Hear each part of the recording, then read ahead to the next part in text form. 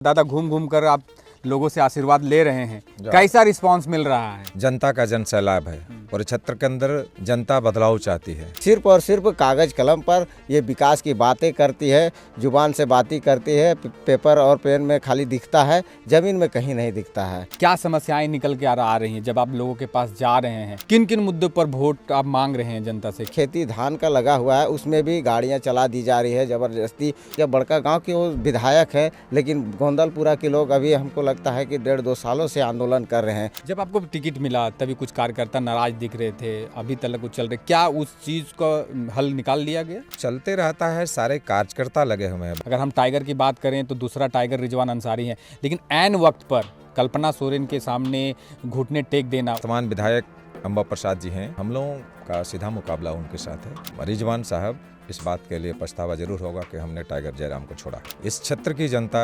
विस्थापन के दर्द से करा रही है। उस समय आपने मुखर होकर विस्थापन की बात नहीं की, लेकिन जब आपको टाइगर ने टिकट दिया तो आप विस्थापन की बात कर रहे हैं। पहली बार इस बात का रिकॉर्ड बनाएगी कि पहली बार चुनाव लड़ा और पहली बार में ही जीत करके जीत हासिल कर ली। आपका मोहर कहाँ लगेगा? हमारा विधायक कैसा हो? बोले सर भैया जैसा हो।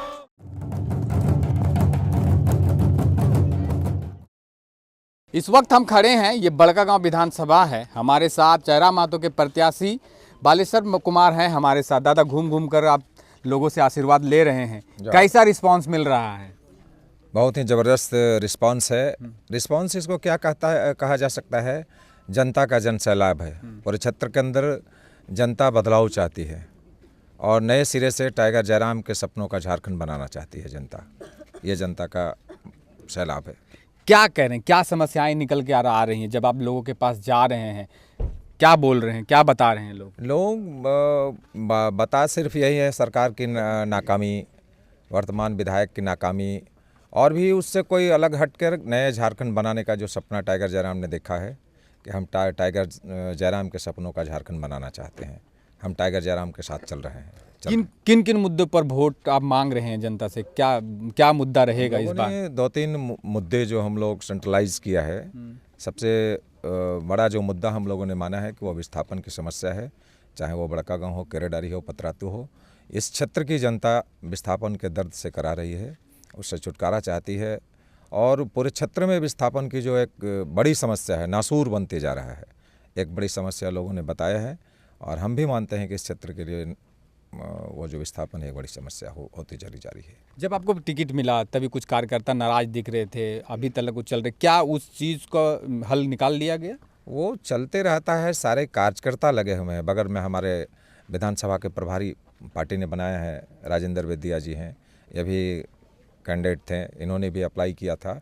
लेकिन सारे के सारे नेता अभी जयराम के सपनों का झारखंड बनाने के लिए टाइगर जयराम के सिपाही के साथ लगे हुए हैं।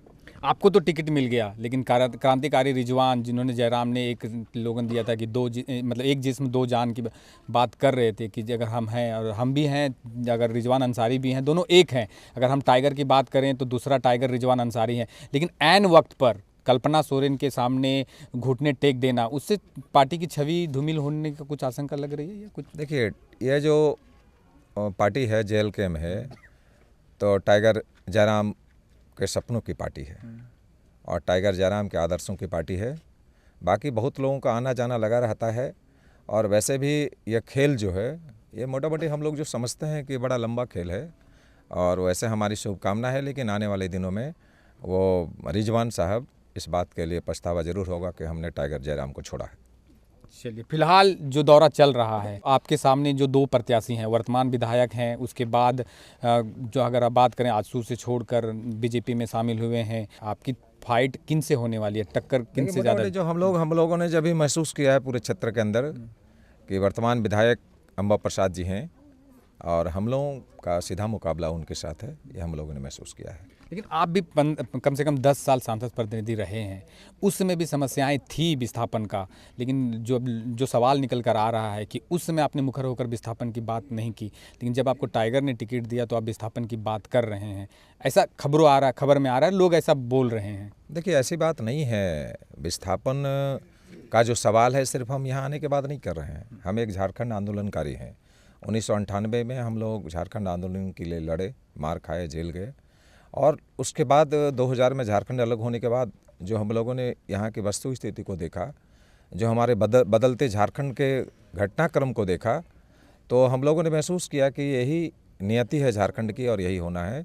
लेकिन टाइगर जयराम के उदय के बाद हमारे दिल में भी कहीं न कहीं ये बातें आई कि टाइगर जयराम जिन सपनों का झारखंड बनाना चाहता है, मेरी भी आवश्यकता है और मैं भी उनके आंदोलन का हिस्सा बना।